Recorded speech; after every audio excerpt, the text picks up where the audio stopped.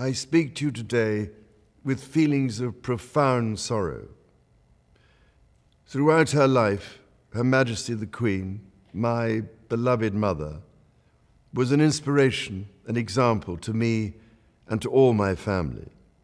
And we owe her the most heartfelt debt any family could owe to their mother, for her love, affection, guidance, understanding, and example.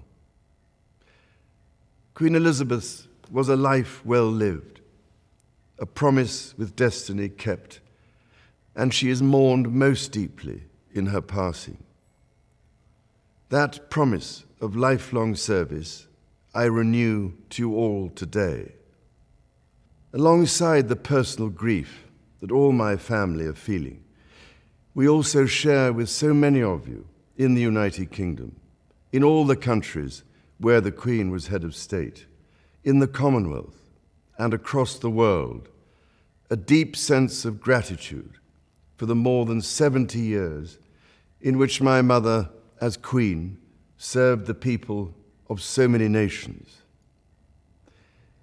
In 1947, on her 21st birthday, she pledged in a broadcast from Cape Town to the Commonwealth to devote her life, whether it be short or long, to the service of her peoples.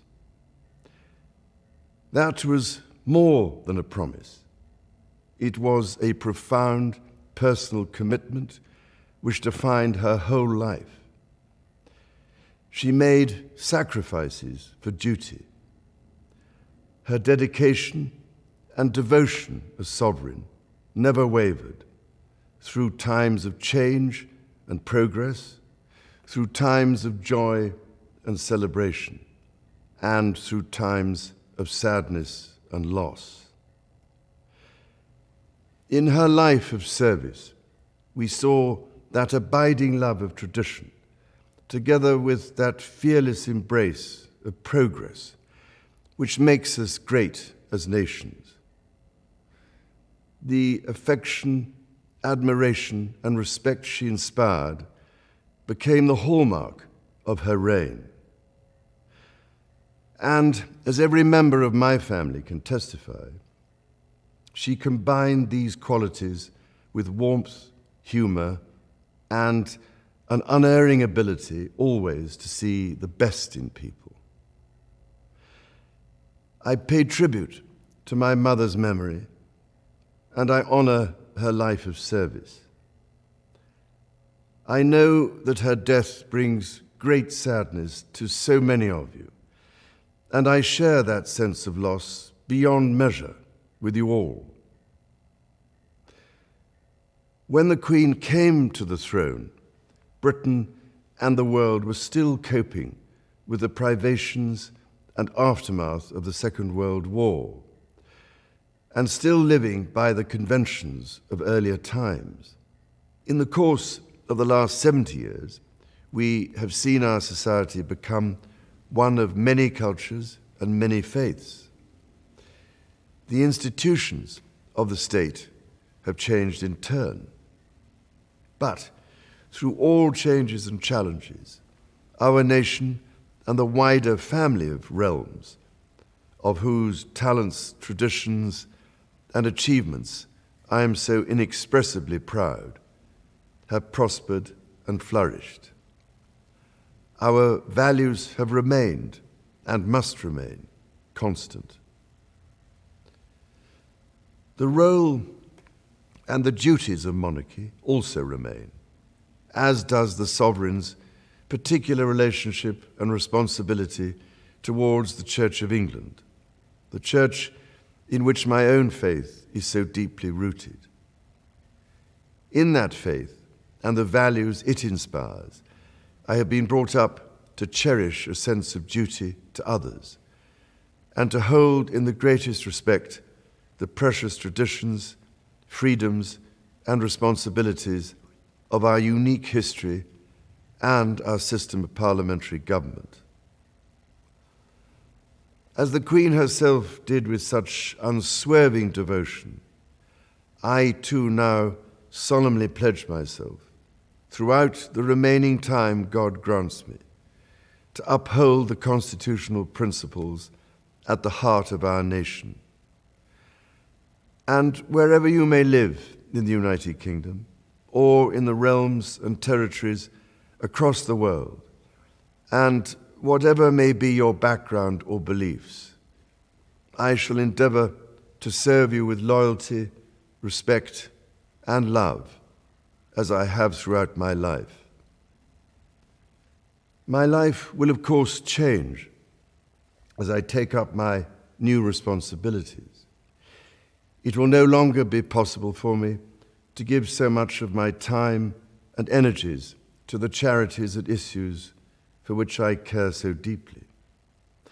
But I know this important work will go on in the trusted hands of others. This is also a time of change for my family. I count on the loving help of my darling wife, Camilla. In recognition of her own loyal public service since our marriage 17 years ago, she becomes my Queen Consort. I know she will bring to the demands of her new role the steadfast devotion to duty on which I have come to rely so much. As my heir, William now assumes the Scottish titles which have meant so much to me. He succeeds me as Duke of Cornwall and takes on the responsibilities for the Duchy of Cornwall, which I have undertaken for more than 5 decades. Today, I am proud to create him Prince of Wales, Tywysog Cymru, the country whose title I've been so greatly privileged to bear during so much of my life and duty. With Catherine beside him, our new Prince and Princess of Wales will, I know, continue to inspire and lead our national conversations, helping to bring the marginal to the centre ground, where vital help can be given. I want also to express my love for Harry and Meghan as they continue to build their lives overseas. In a little over a week's time, we will come together as a nation, as a Commonwealth, and indeed a global community, to lay my beloved mother to rest. In our sorrow, let us remember and draw strength from the light of her example. On behalf of all my family, I can only offer the most sincere and heartfelt thanks for your condolences and support. They mean more to me than I can ever possibly express. And to my darling Mama, as you begin your last great journey to join my dear late Papa, I want simply to say this: thank you. Thank you for your love and devotion to our family and to the family of nations you have served so diligently all these years. May flights of angels sing thee to thy rest.